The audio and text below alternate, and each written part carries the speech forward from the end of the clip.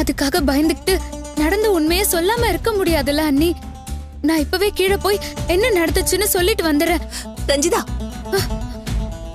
நீ அவசரப்படாத.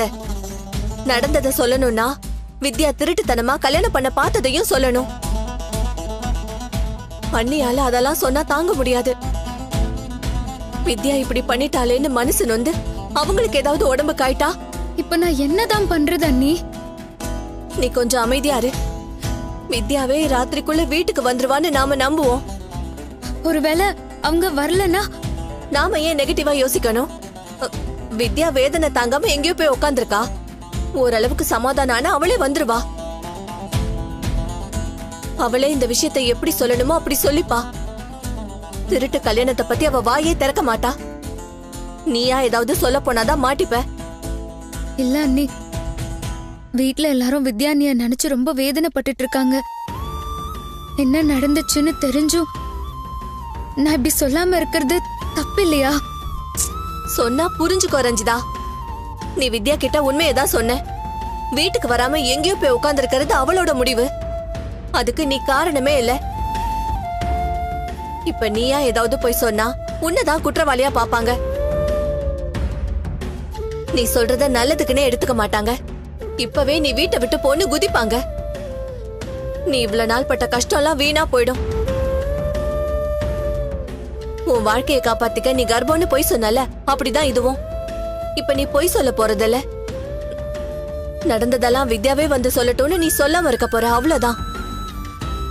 அப்படி இல்ல அண்ணி, எனக்கு எல்லாம் தெரிஞ்சும். சில சமயம் சுயநலமா இருக்கிறதுல தப்பில்ல. அப்பதான் இங்க வாழ முடியும். சரி, கீழே போய் நிக்கலாம். வா, வித்யா வரலான்னு பாக்கலாம்.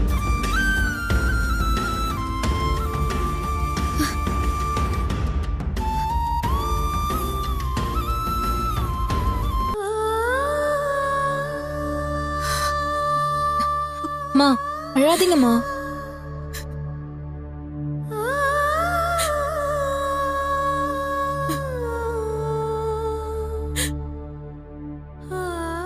வித்யாவை நினைச்சு எல்லாரும் ரொம்ப ஃபீல் பண்ணிட்டு இருக்கீங்களா?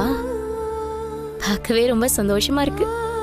இவங்க டென்ஷனை இன்னும் கொஞ்சம் ஏத்தி விட்டு வேடிக்கை பார்க்கலான்னு தோணுது.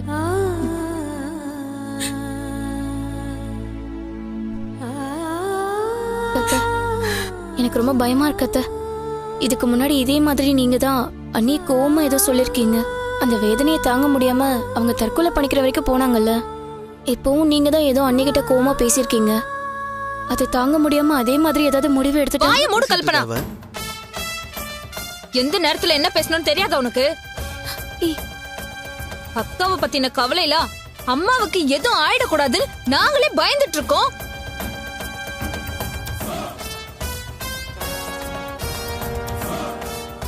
அவங்க கிட்ட போய் தேவையில்லாத விஷயத்தெல்லாம் ஞாபகப்படுத்திட்டு இருக்க. அம்மாவுக்கு பிபி ஏறி உடம்பு முடியாம போகணும்னு ஆசைப்படுறியா நீ? என்ன சுதா இப்படி எல்லாம் பேசுற? இந்த வீட்ல எனக்கு இருக்க ஒரே ஆதரவே அத்தையும் அண்ணியும் தான். அவங்களுக்கு போய் ஏதாவது ஆகணும்னு நான் நினைப்பேனா? என் மனசுல இருக்க பயத்தை தானே சுதா சொல்றேன். நீ எதுவும் சொல்ல வேண்டாமா?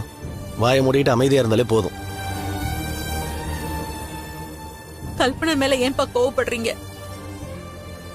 நானே இந்த விஷயத்தை நினைச்சுதான் பயந்துகிட்டே இருக்கேன்.